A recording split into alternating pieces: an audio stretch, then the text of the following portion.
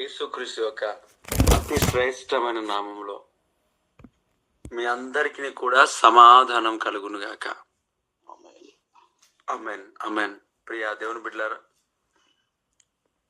ఎన్నో మేలు దేవుడు మన పట్ల జరిగించి నూతన దినమును దేవుడు మనకు అనుగ్రహించాడు. ఈ దినంని దేవుడు మనకిచ్చాడు. ఈ దినం ప్రభువు మనకి ఇవ్వడానికి గల కారణం ఆయన పనిలో, ఆయన యొక్క పరిచర్యలో ఇంకా మనకు అవకాశం ఇచ్చి మనం ఇంకా ఏమైనా సిద్ధపాటు కలిగి జీవించుటకు మన జీవితంలో ఇంకేమైనా అవసరం ఉన్నాయేమో. కాబట్టి ఈ ఉదయకాల సమయంలో దేవుని యొక్క సన్నిధిలో మనకిచ్చిన అవకాశాన్ని బట్టి ప్రభువును నేను స్తుతిస్తున్నాను. ఒక వాక్యాన్ని నేను చదువుతున్నాను పిల్లరా. 68వ కీర్తన 68వ కీర్తన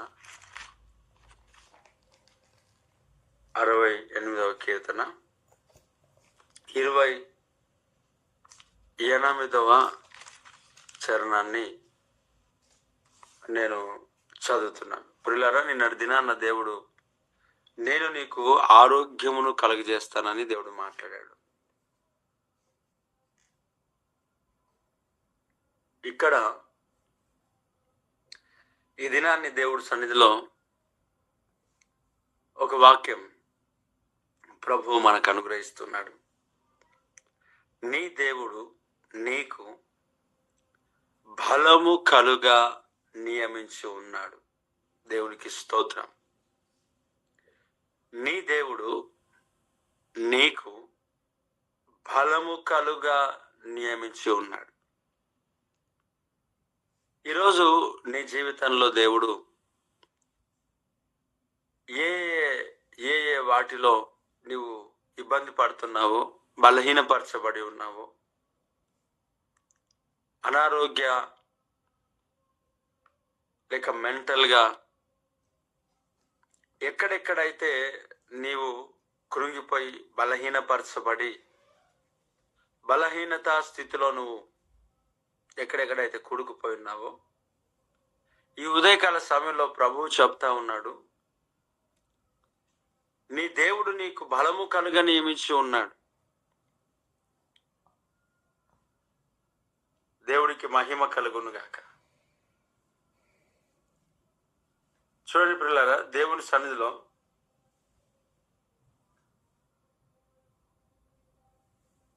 బలహీనతలో ఉన్న నీ జీవితాన్ని, బలహీనత ఎవరెవరైతే బలహీనతతో లేకుండా, బలము లేకుండా ఎంతమంది అయితే ఈ ఒక ఉదయకాల సమయంలో ఉంటున్నారు, వారికి దేవుడు బలము కలగా నియమించి ఉన్నాడు. అంటే ఈరోజు దేవుడు నీవు బలమును పొందుకోవడానికి, ఏదైతే బలహీనతతో ఉన్నావో, ఏదైతే బలము లేని స్థితిలో నీవు ఉన్నావో, ఆ బలము లేని స్థితిలో నుండి ఆ బలము ఏదైతే బలహీనమైపోయిన స్థితి ఏదైతే ఉందో, దాంట్లో దేవుడు నీ జీవితాన్ని విడిచిపెట్టక బలాన్ని కలుగజేయడానికి, బలమును కలుగజేయటానికి దేవునికి స్తోత్రం. బలహీనతల నుండి దేవుడు బలాన్ని కలుగు చేయుట కొరకు ఈ దినాన్ని నీ కొరకు ప్రభు ఏర్పాటు చేసి ఉన్నాడు. దేవునికి స్తోత్రం. దేవునికే మహిమ కలుగును గాక. ఆయన నీ జీవితంలో బలమును, థ్యాంక్ యూ ఫాదర్,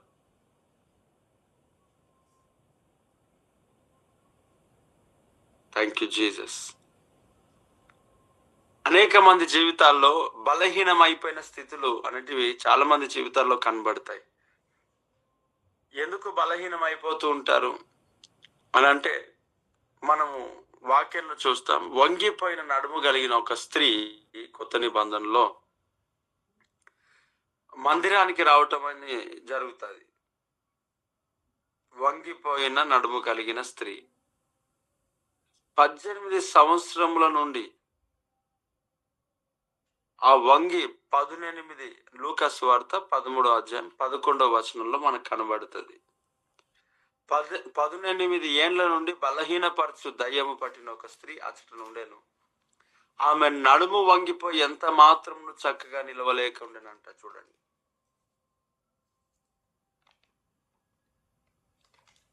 బలహీనపరిచే ఆత్మ. అనేక మంది జీవితాల్లో బలహీనపరచబడడానికి గల కారణాలు అనేక రకాలుగా ఉంటాయి. కొంతమంది బలము కోల్పోవడానికి గల కారణం బ్లడ్ కోల్పోవటం.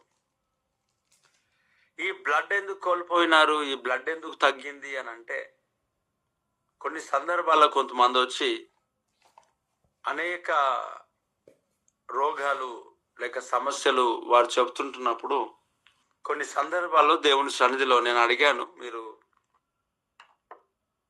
ఈ సున్నం కానీ షేడ కానీ బల్బములు కానీ అనగా స్లేట్ పెన్సిల్స్ మీరు తింటారా అని అడగడం జరిగింది. అప్పుడు వారు నవ్వుతా ఉన్నారు. అంటే కన్ఫర్మ్ ఏంటి అని అంటే వాళ్ళు తింటారు. ఈ బల్బములు తినడమును బట్టి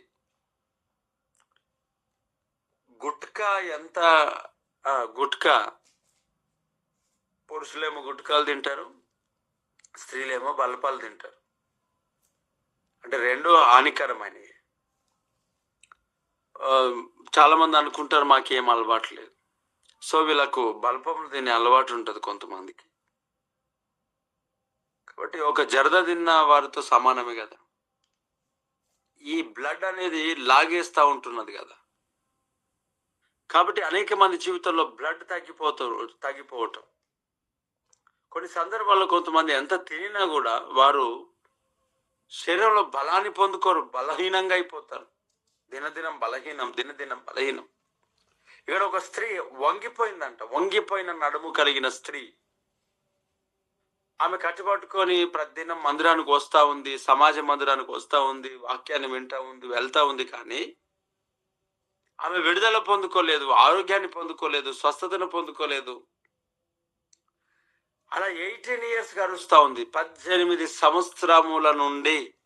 సేమ్ ఎంత విసిగిపోయిందో ఒకసారి ఆలోచన చేస్తే మనకు అర్థమవుతుంది.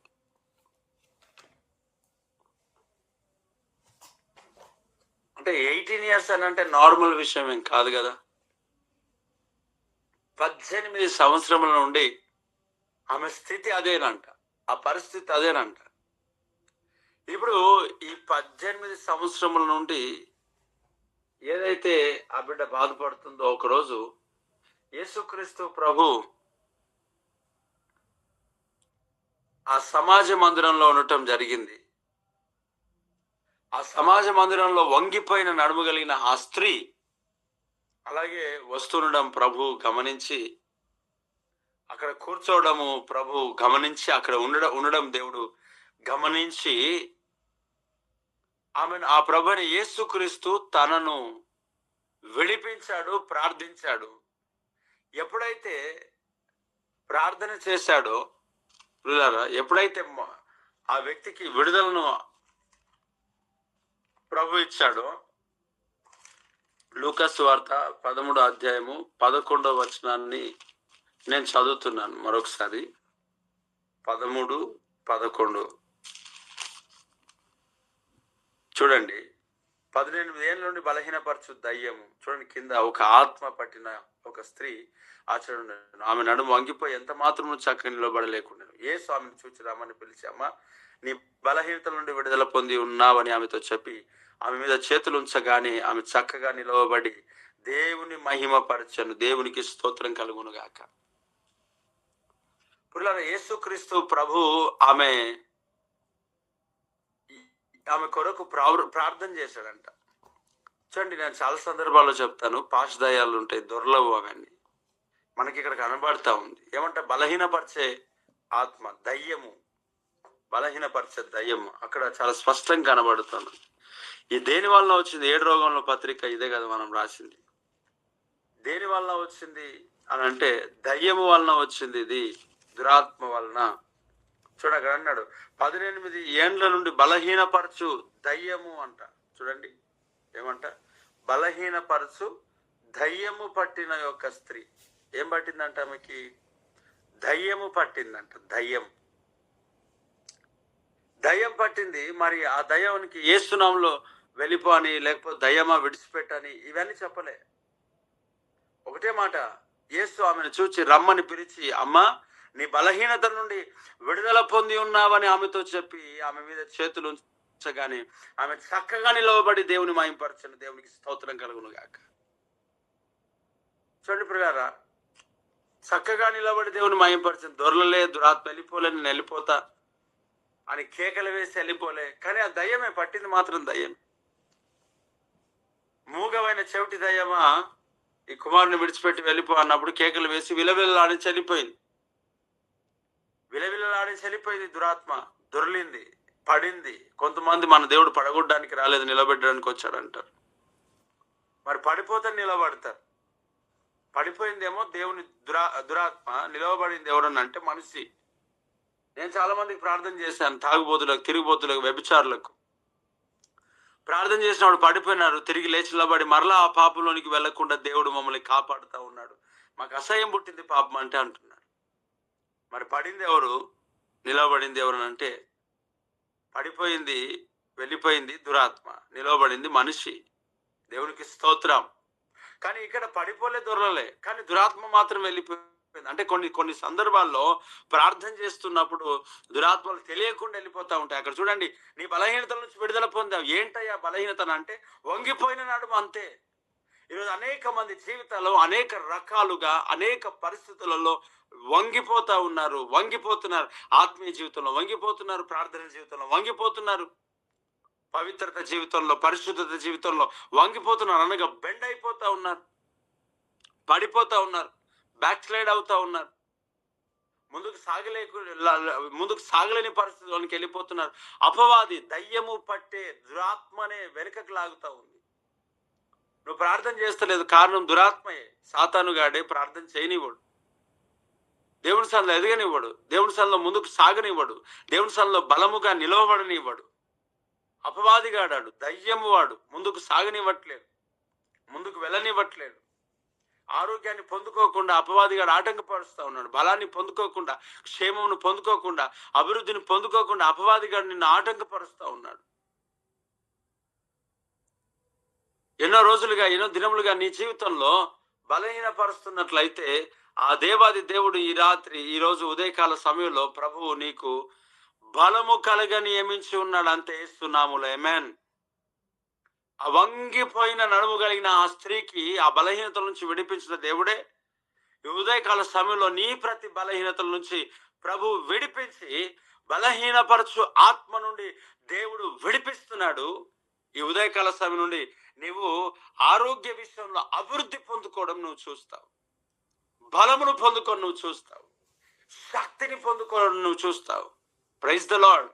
ఎండిపోయిన ఎముకలకు హెజ్కేలు ప్రవచించినట్టుగా నజరుడైన యేసు క్రీస్తు నామములో నేను ప్రవచిస్తా ఉన్నాను. నజరుడైన యేసు క్రీస్తు నామములో నేను పలుకుతున్నాను. బలహీనపరిచే ఆత్మలు నజరుడైన యేసు క్రీస్తు నామములో ఈ బిడ్డల జీవితం నుండి పక్కకు తొలగిపోవునుగాక, కంప్లీట్ గా వెళ్ళిపోవునుగాక. బలహీనపరిచే ఆత్మ నుండి విడుదల పొందుదురుగాక. డిప్రెషన్ స్పిరిట్స్ నుంచి నేను యేసుక్రీస్తులో విడుదల పొందుదురుగాక.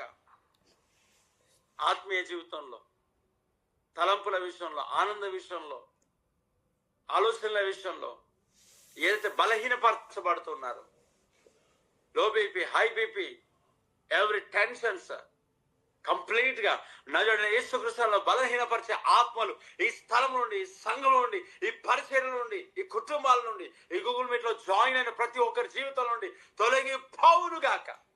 దేవునికి స్తోత్రం. బలహీనపరిచే ఆత్మ నుండి విడిపించబడలేస్తున్నాము. తిన్నది తింటూనే ఉన్నారు ప్రభా బలాన్ని పొందుకోలేకపోతున్నారు. హాస్పిటల్ ఖర్చులు పెడతానే ఉన్నారు. హాస్పిటల్కి వెళ్లాల్సిన పరిస్థితులు వస్తున్నాయి. ఈ దినం శరీరంలో బలహీనత లాంటివి చూడకూడదు. ఆ బలహీనపరిచే ఆత్మ దయ్యము యేసు నామములో తొలగిపోను గాక. ఈ దినం నుంచి బిడ్డలు బలహీనపరచబడకూడదు. నేను నీకు బలము కలగ నియమించి ఉన్నాను యేసు నామములో. Praise the lord. ఈ దినాన్ని దేవుడు బలము కలగ నియమించి ఉన్నాడు అంతే. Praise the lord. Thank you Jesus. నీ దేవుడు నీకు బలము కలగ నియమించి ఉన్నాడు. నీ దేవుడు నీకు బలము కలగ నియమించి ఉన్నాడు. నీ దేవుడు నీకు బలము కలగ నియమించి ఉన్నాడు. ఈరోజు ప్రతి బలహీనత నుంచి నువ్వు బయటికి వచ్చి బలాన్ని పొందుకొని ఈ పాదముల మధ్యలో శీల మండలంలో బలమును కలగ నియమించి ఉన్నాడు దేవుడు. బలముతో నింపబడేస్తున్నాము. పేతురు యోహాను దేవాలయానికి ఎక్కి వెళ్ళుచుంటుండగా ఆ భిక్షకునికి అన్నాడు, వెండి బంగారములు మా యుద్ధ లేవు కానీ మాకు కలిగినదే మీకు ఇస్తున్నాను, లేచి నడువు మనప్పుడు. ఆ ఒక చీల మండలంలో బలమును పొంది వారు నిలవబడి గంతులు వేశాడంట. దేవునికి స్తోత్రం. ఈ ఉదయకాల సమయంలో బలహీనపరిచే ఆత్మ నుండి దేవుడు నీకు విడిపించి నీ దేవుడు నీకు బలమును కలుగ నియమించి ఉన్నాడు. ఈరోజు దేవునికి స్తోత్రం. బలాన్ని పొందుకుంటావు, బలమునే పొందుకుంటావు, శక్తినే పొందుకుంటావు, సామర్థ్యంనే పొందుకుంటావు, ఆరోగ్యంనే పొందుకుంటావు. ఏ విషయంలో నువ్వు బలహీనపరచబడుతున్నావో, బలహీనపరచబడి పాపంలో నువ్వు పడిపోతున్నావు, లోకంలో పడిపోతున్నావు, తీసుకున్న తీర్మానంలో నిలవలేకపోతున్నావు, వాటన్నిటిపైన దేవుడు నీకు అధికారం ఇస్తున్నాడు, బలము కలగ నియమిస్తున్నాడు. ప్రతి వ్యసనం నుండి దేవుడు నిన్ను విడిపిస్తున్నాడు యేసునామములో. Thank you father Lord Jesus. మహోన్నతుడి ఆకృప కలిగిన తండ్రి, నీ దేవుడు నీకు బలము కలగ నియమించున్నాడనే మాట, నేను నీకు బలము కలగ నియమించున్నాననే మాట మాకు అనుగ్రహించినందుకు స్తోత్రం. బలహీనపరిచే ఆత్మ నుండి మమ్మల్ని విడిపించినందుకు స్తోత్రం. ఈ దినం నుంచి నా ప్రభా ప్రతి విషయంలో, ఆర్థిక విషయంలో కానీ, సంఘ పరిచర్య విషయంలో కానీ బలమును కలుగ నియమించి ఉన్నందుకై నీకు స్తోత్రం. అవును, ఈ సంఘంలో ఈ పరిచర్లో నువ్వు బలంను కలుగ నియమించి ఉన్నావు. ఇక మీదట ప్రతి ఒక్కరు ఆత్మీయ జీవితంలో, ఆర్థిక విషయంలో, అన్నిటి విషయంలో, వ్యాపార విషయంలో బలమును పొందుకొని నా తండ్రి బలహీనపరిచే ప్రతి పరిస్థితిలోంచి నా ప్రభు విడిపించబడి ముందుకు నడుస్తున్నందుకై నీకు స్తోత్రాలు ప్రభా. యేసు క్రీస్తు నామములో నీ గొప్ప కార్యాలు చేయి, అద్భుతమైన కార్యాలు చేయి, ఆశ్చర్యమైన కార్యాలు చేయి. వాక్యం ప్రతి బిడ్డ జీవితంలో ఫలభరితముగా మార్చమని నేను నీకు బలము కలగ నియమించి ఉన్నాను.